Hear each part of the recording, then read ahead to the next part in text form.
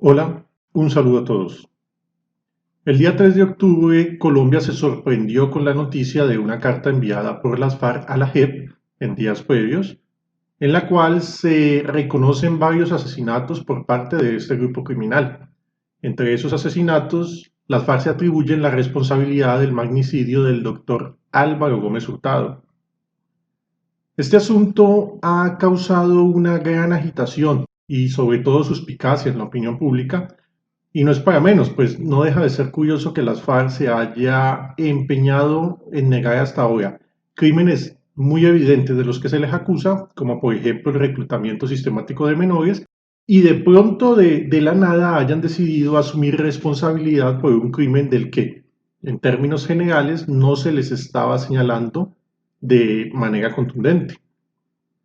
Este reconocimiento se produjo solo días después de que la ex senadora liberal Piedad Córdoba, que desde hace algún tiempo viene dando grandes señales de acercamiento con el ex senador Álvaro Uribe, de origen también liberal, se sugiriera conocer la autoría del crimen de Hurtado por parte de las FARC, lo cual alejaría las sospechas que recaen sobre el también liberal Ernesto Samper. La familia de Álvaro Gómez ha sido la que más fuertemente ha criticado esta versión y señalado que la misma es solo una estrategia para garantizar la impunidad en el caso del asesinato de Álvaro Gómez, llevándolo a la jurisdicción de la JEP, en donde el caso podría resolverse y darse por terminado sin ninguna condena a prisión, y menos aún si la autoría intelectual del crimen se hiciera recaer sobre algún comandante fabiano ya fallecido.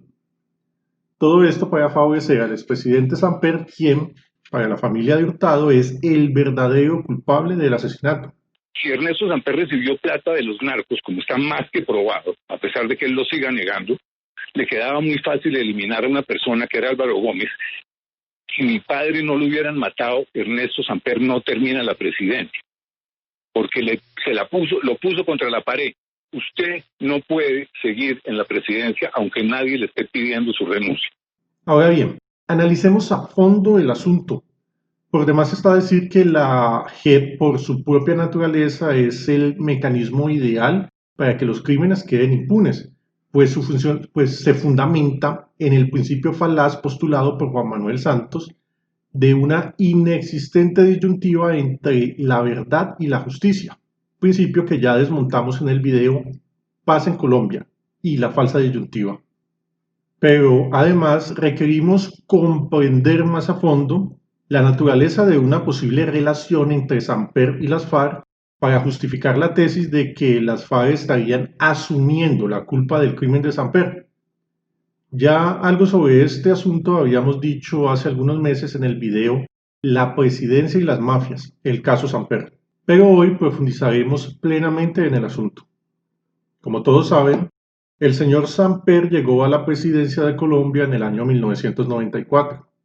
Esta presidencia se vio marcada por el escándalo conocido como Proceso 8000, el cual consistió en la entrada de dineros del narcotráfico que financiaron la campaña del presidente, y estos dineros provinieron más exactamente del cartel de Cali, que se había convertido en el cartel más poderoso de Colombia gracias a que el anterior gobierno liberal de César Gaviria sacó del negocio del narcotráfico a Pablo Escobar. El cartel de Cali heredó el negocio y financió la campaña del nuevo presidente, también liberal. El proceso 8000 y sus circunstancias son relativamente conocidas por la opinión pública.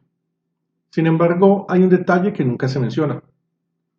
En una entrevista que nada tenía que ver con el proceso 8000, concedida por el comandante de las Fuerzas Armadas de la época, el general Harold Bedoya, en relación a la lucha contra el narcotráfico, el comandante contaba cómo, a raíz de la incautación de ciertos documentos de los grupos subversivos, se había llegado a la conclusión de que las FARC eran el mismo cartel de Cali.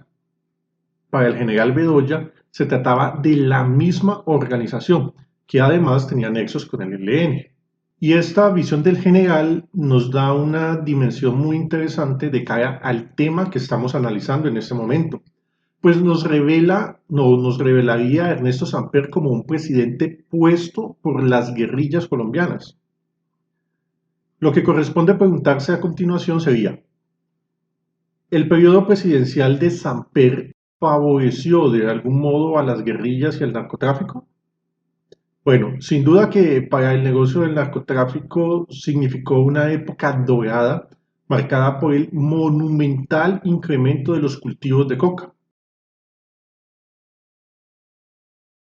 Pero además empezaría una época de importantes victorias militares de las guerrillas sobre el ejército de Colombia, con sucesos trágicos y sangrientos como lo fueron, por ejemplo, la toma del Cerro Patascoy, la toma de las Delicias o la toma a la base de Miraflores.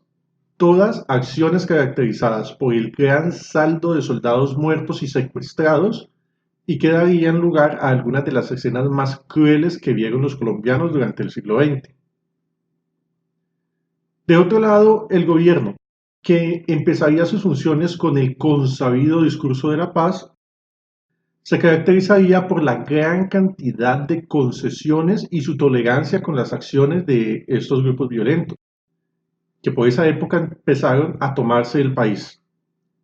La más destacada de estas complacencias con los criminales sería el continuo despeje de áreas claves de la geografía nacional que le permitiría a los guerrilleros gran facilidad en sus movilizaciones, transporte de droga y armas y copamiento de áreas estratégicas. En el inicio de esta sucesión de despejes que tanto favorecieron a la guerrilla, jugaría un papel importantísimo el alto consejero de paz del presidente Samper. Para la época, el general Bedoya, el mismo que informaría acerca del trabajo conjunto entre las guerrillas y el cartel de Cali, que financió la campaña de Samper, alertaría de los grandes peligros que para la seguridad nacional significaban estos despejes territoriales, que favorecían principalmente a los guerrilleros. Ante los continuos desacuerdos que enfrentarían al militar con el presidente Samper, terminaría este último retirando al general Bedoya del ejército, dando por terminada su carrera militar.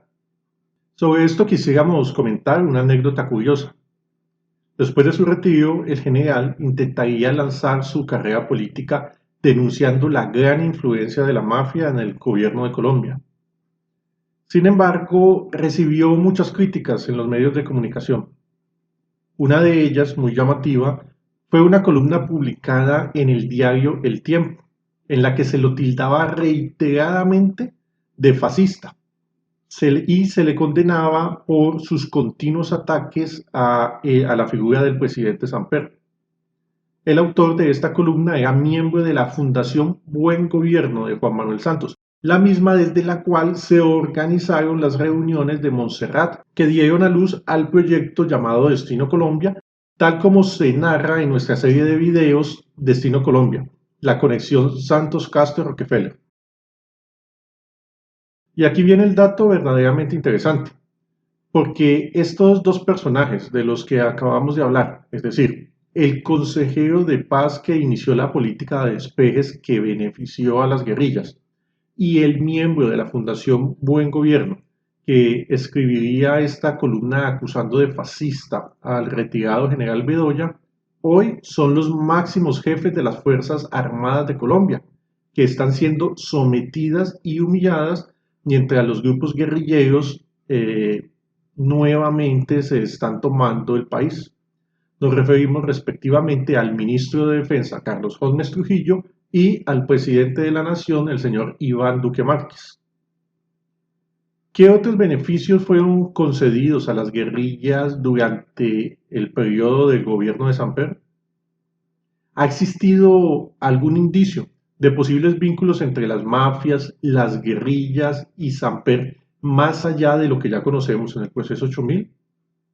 ¿Existen datos que relacionen a Ernesto Samper con los intereses de la FARC en épocas posteriores a su periodo presidencial?